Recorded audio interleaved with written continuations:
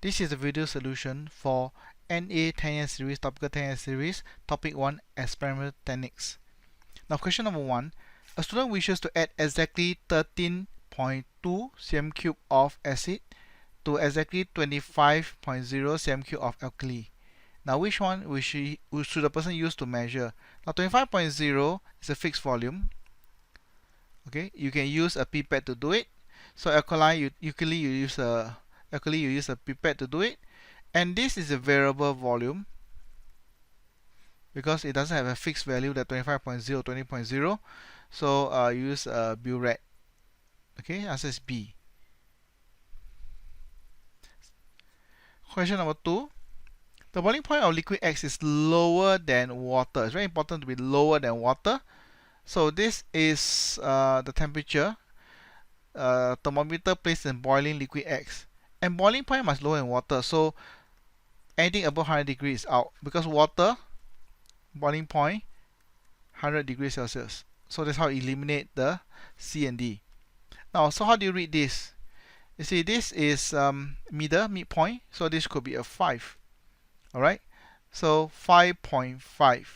So answer is 75.5. So this one is 70, 80, 75.5 here. Answer is A. Number 3, a student sets up the following apparatus for an experiment. So what is X itself? Alright, so you're adding from X, there's a tab here, so it looks like this is the burette. And what is Y? Y is a balance. Okay, this is a balance to measure the mass. Answer is C. Question number 4. Again, exactly the word that comes to your mind is a fixed volume. And the fixed volume, you use a pipette. So alkali, read carefully, is a pipette. And this is 1 decimal accuracy. For acid, use a burette. Okay, if you use measuring cylinder, you can only read up to, let's say, 13 cm³.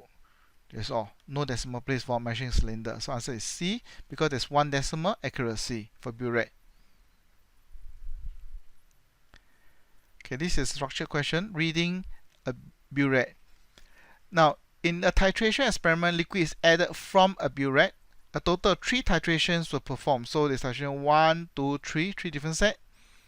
So diagram shows the position of liquid at the start of each titration and at the end point. So in other words, starting is from 0, end is here. So what is this value?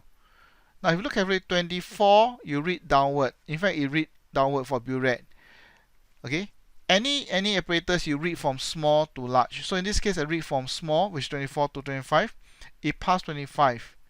So it's 25.1. Each small marking is 0.1, 0.1.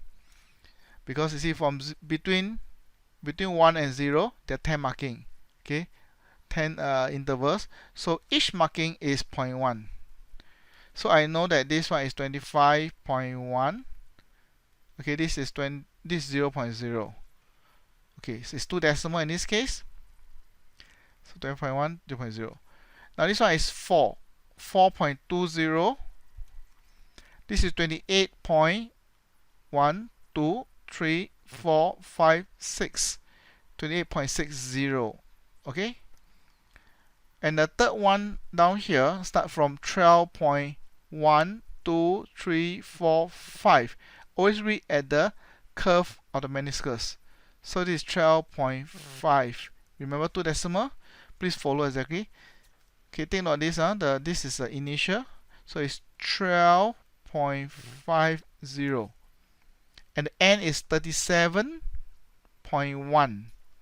Okay? You see 0.1, 0.2, 0.3, 0.4, 0.5, which is correct. 37.1. Alright? And then you do a minus. So you have a minus, you have to... Okay, this is working. You shouldn't show the working down here. I should just put a reading. I can do working at the side. 37.10, 15.50. So 6 carry here is 60, and then 1 is 21. 21.60. Alright, so this is the reading. Now, why is it a good practice to repeat titration several times? Now take note, okay, the reading actually doesn't seems to be consistent. Alright, so in fact titration, there may be some error here and there if you're not very skillful. So the reason for repeating, okay, whenever you repeat experiment, you want to increase accuracy. So the keyword is to increase accuracy of the experiment, the results, by reducing human error. Okay, for example, your skill is not very good, so you may make slight error. Alright, and then how do you do this? By taking the average value of a number of readings. So when you take average, you will actually reduce the human error and make the experiment more accurate.